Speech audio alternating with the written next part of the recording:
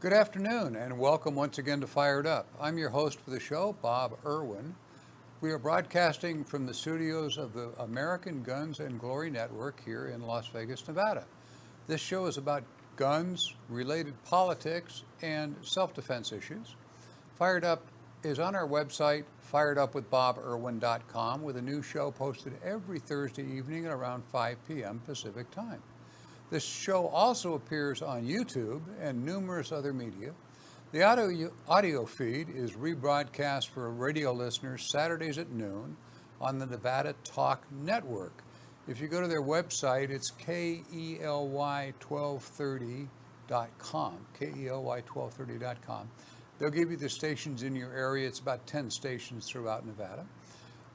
Questions and comments can be emailed to me at bob@firedupmail.com or leave a message on my home office recorder, which is 702-257-1060.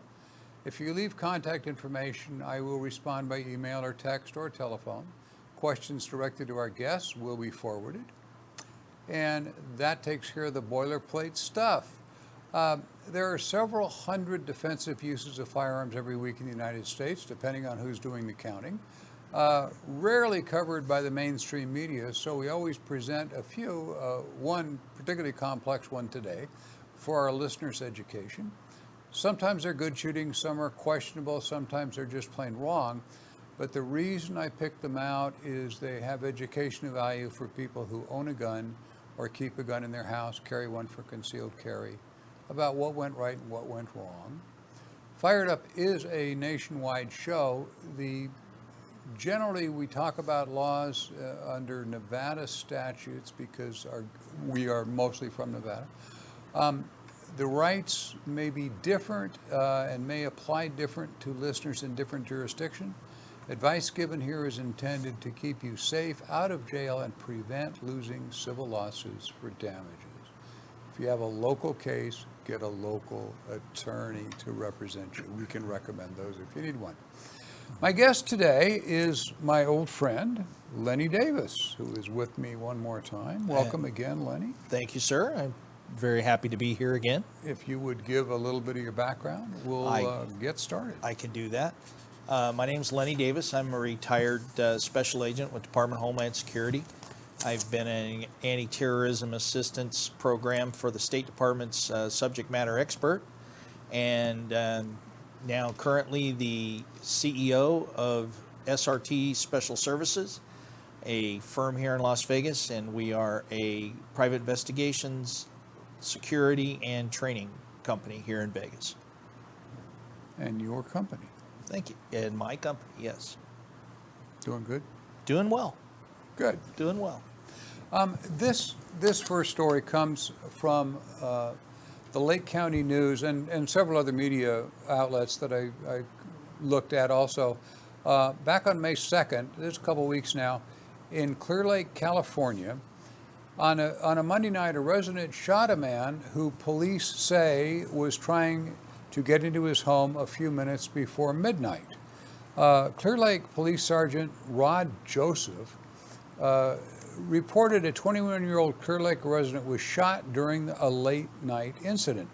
Just after 11:50 p.m., 10 minutes to midnight, if you will, Clear Lake police officers responded to a mobile home unit inside of the South Shore Mobile Home Park.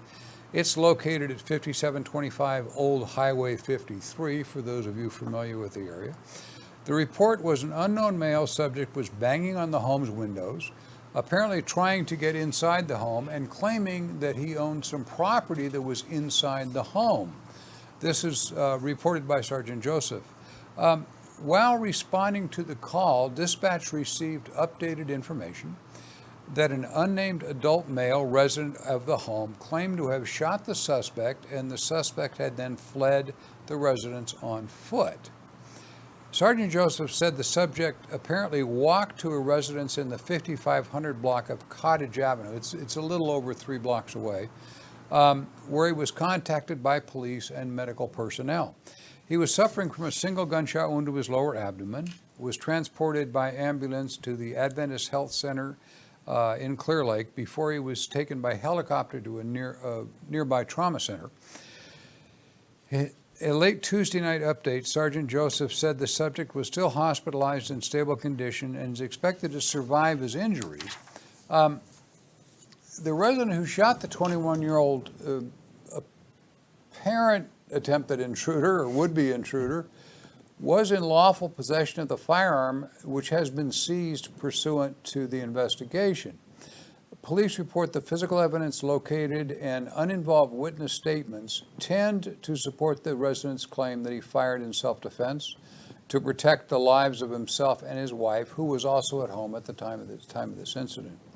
The resident was not arrested, and neither he or his wife suffered any injuries in the incident. The case has been forwarded to the Lake County District Attorney's Office for review of charges against both the resident and the would-be intruder to see if charges will be filed either way. This is one of those cases where you just... Reports say that the intruder was attempting to get in, indicating, at least from that police report, that the resident may have some difficulty in articulating his belief that he was in danger at the moment the shot was fired. Trying to get in and being in or coming in, that's going to be the whole issue in this case, as you'll see as we discuss this further. First thing I want to say, if you are relatively safe inside your home, obviously we preach issuing warnings and wait for the cops if you can. Charge on, Lenny. Anywhere you want to start. Well, you started it, and it's one of the big problems is going to be, or one of the, I shouldn't say problem, but one of the big facts that's going to have to come out in this case is where was he in this attempting to break in? As you recall, we had a case here in Las Vegas about approximately 2, maybe 3 years ago, up in Sun City, Summerlin. For you that don't know Las Vegas, Sun City, Summerlin's a age 55 and above community. A young man was trying to attempt to break into an 80-year-old man's house. The homeowner was armed. He told the young man to get away, and he had the police on the line. And the young man broke the window and started to come through, and the homeowner shot and killed him, which the DA here said was a justifiable homicide, and it was a lawful use of deadly force. Here we have, we don't know all the, obviously we don't know all the insides and outs of it. Did he break a window? Did he try to force the door? I mean, if somebody starts breaking your door in, it may not come all the way in, but if he's crashed the door and he's bowed or whatever, you might be in fear of your life. It's going to be one of those things that you're just going to have to wait and see what the physical evidence of this looks like. Obviously, they didn't arrest him, the homeowner or the person that fired the shot. They didn't arrest him at the scene, which to me is a pretty good indication that at least the evidence at the time appeared to verify and corroborate his story.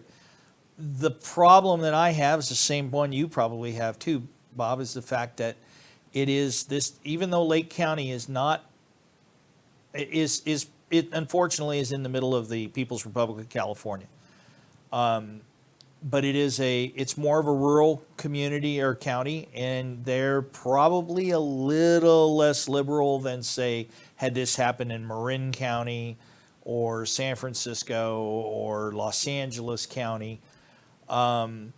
So he's probably going to be okay, again, based on what we know just from the media reports. But, like Bob said, if you're inside the house, I always tell my people, when we talk about home defense, and I tell them, get somewhere, get the police on the phone, arm yourself.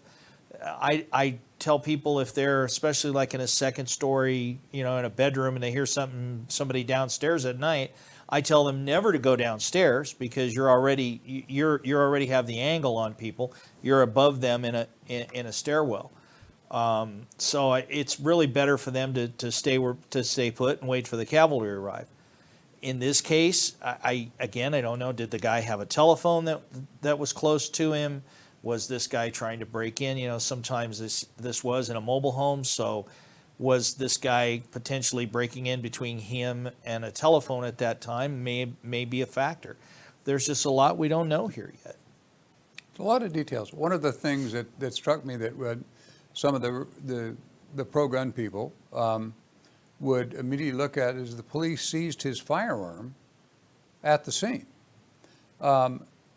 That's normal course in a police investigation.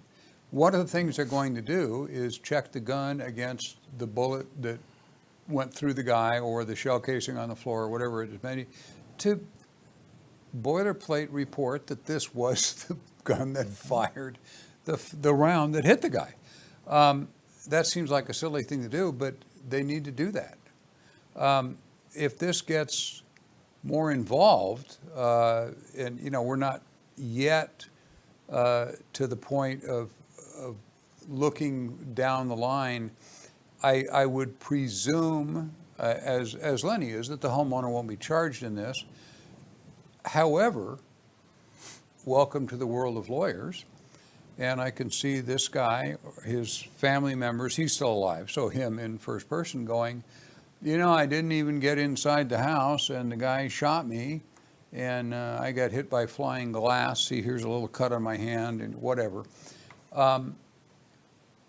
That's why I always, and Lenny also harps on, calling 911, leaving the phone on, so they hear you yelling the warnings. They hear the guy breaking the glass. They hear all this stuff. You've got an unimpeachable witness there, the police department's recording of everything. And why warnings are so important. If we had this case happen exactly like it happened and we had a recording from a 911 call of him screaming as the glass is being broken, get out of my house, get away from me, I've got a gun, get away from me, I've called the cops, get away, get away. Would that help? Oh, yeah. I mean, it's a slam dunk then. And that's what I tell all of my training, the people that come to me for training is, you know, in this kind of situation, is yell at the top of your lungs, because it's really good. And I go back to a case many years ago that I wasn't involved in when I was special agent with Customs, and our special response team did a search warrant. They were told that this house was had at least a ton of cocaine, and there was a bunch of armed Colombians with AK-47s. So they came in. The SRT team, the special response team, was the Customs Service SWAT team. So they did high risk warrant entries. Well, when they hit the house, they had a time getting in the door.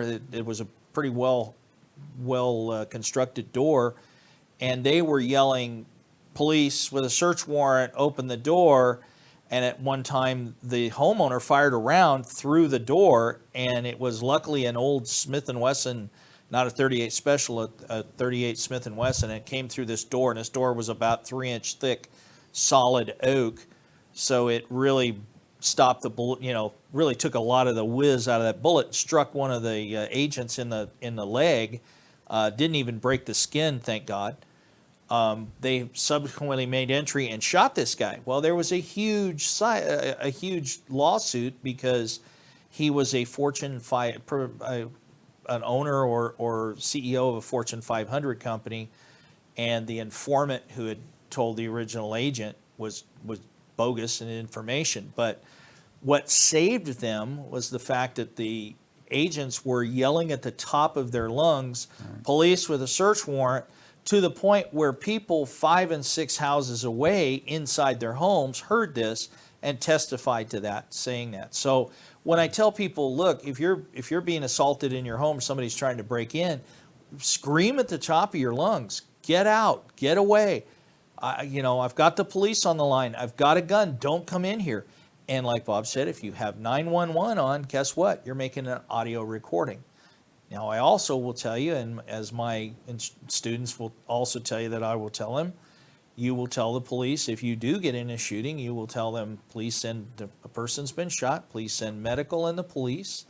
When the police officers show up there, you give them your name and all your information, but don't make a statement. tell them you want to talk to your attorney. You need to calm down.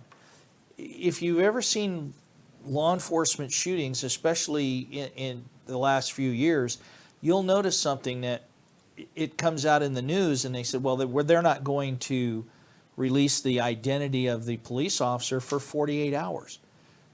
Why do they do that? Because they're giving those officers some time to, number one, calm down, get your thoughts together, because you've just been technically in a fight for your life. I'll know technically about it. You've been in a fight for your life, and you're not necessarily thinking completely, and you might miss parts that may not, come out. So that's why I tell all of my students, be polite to the officers. Tell them, look, I will come down tomorrow and give you a statement, but I need to talk to my attorney first.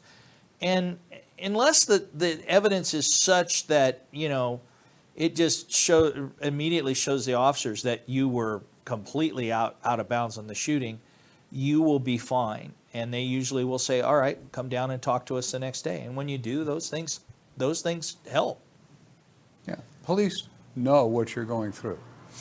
Their comrades in arms have been involved in shootings, and they know the mental state you're in, and they're not really going to try and hard question you. If you say, "Yeah, I'd like to see an attorney," they'll go, "Fine." You give me your gun, you give me your ID, and you're done. And it is your legal right to speak to an attorney when before you give a statement to the officers. So it's always that people go, well, if you're going to Miranda up, a lawyer up, then you're guilty. No, you're preserving your rights at that point. And just to go back a little bit, when Bob was saying about this guy, the officer seizing a gun, got to remember, folks, this is a crime scene, and that gun is part of this crime scene, and the expended cartridge and everything else is all part of that. So that's the normal course of business. In these cases, when someone's shot and they investigate it and rule it a justifiable shooting, they will return the firearm to the owner. That was easy. Use warnings and dummy up.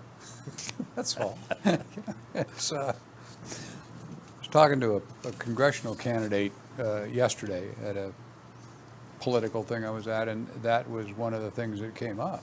What do you do? Don't talk to anybody. You're going to be in the worst case mental state you ever were in your life. Dummy up, talk to a lawyer. The cops understand. They do the same thing.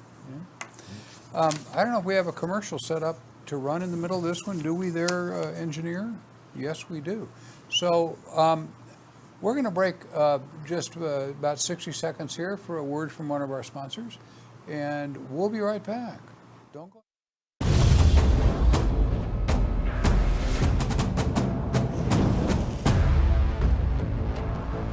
My name is Jerry Creed, and I'm a gun trust attorney. If you want to own an NFA firearm, a gun trust is a great way to own it because it allows multiple people to lawfully possess a firearm instead of just a single individual.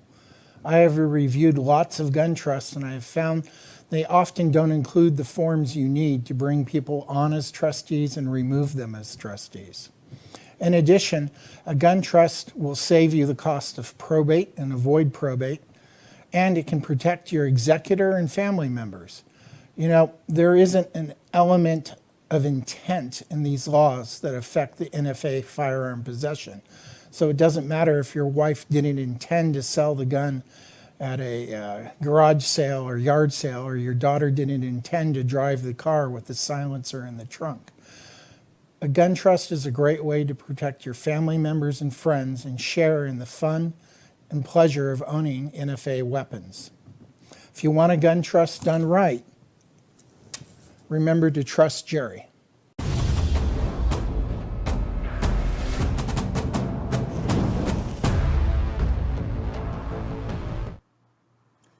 And we are back. If you have a gun, I just got to add something to Jerry's commercial there. If you have a gun trust, call Jerry. A lot of them, as he started to say in that commercial, are no longer valid under new ATF rules, and you could get really caught where you're heirs don't get what you think you're going to get. This is a kind of a long story. It's a political story. It's not a shooting story. It's just the NRA-ILA, Institute for Legislative Action, reported this week Dick's Sporting Goods and its affiliated Field and Stream outlet stores announced they would stop selling most semi-automatic rifles in its store, carry only limited capacity magazines. I think they've set it at 10 or something. For any semi-automatic gun, added a ban of firearm sales to certain legally eligible adults, like if you're 18, 19, or 20. They've decided to only sell guns, firearms to somebody who's over 21. And they took a further step in declaring they would destroy their inventory of the newly restricted firearms. Instead of wholesaling them off or selling them to another dealer, they're destroying them and making hubcaps out of them or manhole covers or some such thing. Cutting them up.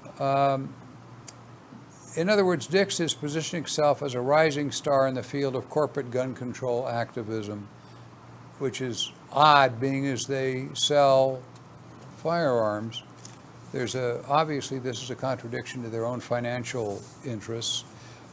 Because of that, last week the Board of Governors of the National Shooting Sports Foundation, which is the organization of manufacturers and distributors of firearms. The NRA is the organization for individual shooters and retailers, more or less, but the National Shooting Sports, the people that put on the SHOT Show in Las Vegas here when it's here and do the national stuff for manufacturers and distributors, they voted unanimously to expel Dick's Sporting Goods from their membership. They kicked them out of the organization. The NRA hasn't kicked them out because he can't be a member of the NRA as a retailer. But meanwhile, other members of the firearms industry have also begun withdrawing their products from Dick's, and its subsidiary company called Field and Stream Outlets. Field and Stream Outlets is a discount, wholesale kind of self-competing thing like Kmart and Sears and whatever. Kind of like the Sears outlet stores. Same company. However, they call themselves Field and Stream Outlets. They sell sporting goods. It is not affiliated with the Field and Stream magazine you're all familiar with, which is about hunting and duck hunting and all fishing and all that sort of stuff. Do not cancel your subscription to Field and Stream magazine. That is not the guys who are doing this.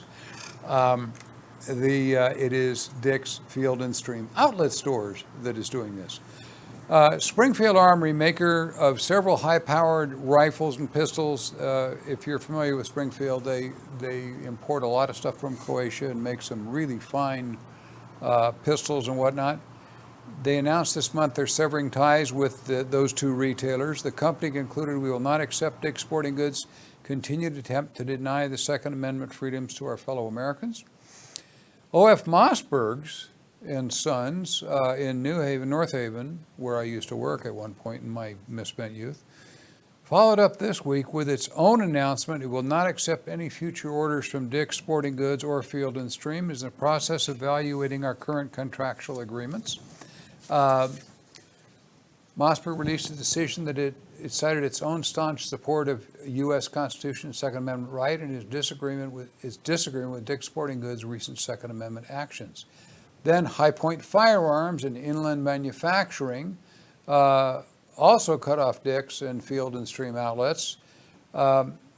Charles Brown justified his decision on the basis that Dick's Sporting Goods and its subsidiary have shown themselves to be no friend of the Second Amendment. What is going on here with Dick's is unbelievable to me. Their stock, I'm going to let Lenny go on this for a while too, but their stock has dropped dramatically. There is a huge movement to boycott their stores. If you are going to buy a boat, go buy it at Bass Pro or some other competitor, a local store. I'm just, for Fired Up and our crew, we certainly applaud the actions of the National Student Sports Foundation, Springfield Armory, Mossberg, and High Point so far, and I understand there's even more now. There's my I'll understanding. shut There's well, my understanding there's several manufacturers that are getting ready to no longer supply Dick's Sporting Goods or Field and Stream with any of their products.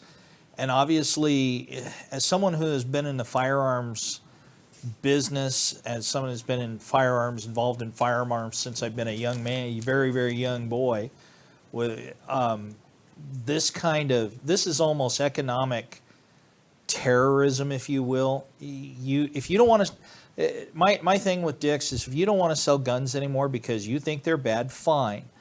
Tell all your suppliers you're no longer going to order them anymore, and go out in front and say we are no longer going to sell firearms. Okay, you're making that economic decision on your own, and you go with it. I for one will never walk into as long as they're going to do this, I will never walk into a Dick's Sporting Goods ever again. Or I've never even seen a Field and Stream, but I wouldn't walk into those either. And as Bob said, don't cut your magazine subscription to Field and Stream. They're not the same people.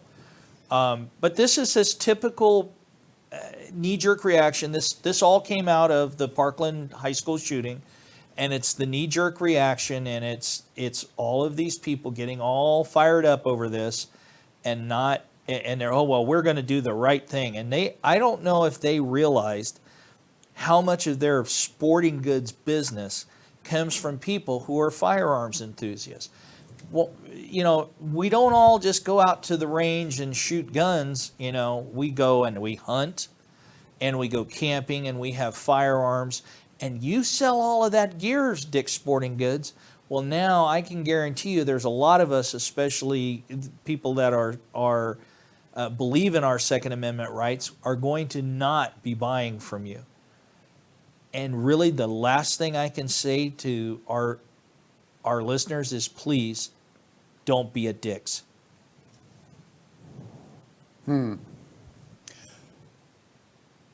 I couldn't put that better. When I was researching this story, I looked at a lot of blogs that had made comments, and I have to say the best blogger comment when I was looking at the story was, "Why do you think they call themselves Dick's?" So folks, be a Lorena Bobbitt and cut off Dick's Sporting Goods. Sorry, our new website is now up, as most of you know, at firedupwithboberwin.com. We have commercials on there. The commercials work. Capitalism works. I wonder how Dick's Sporting Goods is going to treat their stockholders when they're cutting their own throats.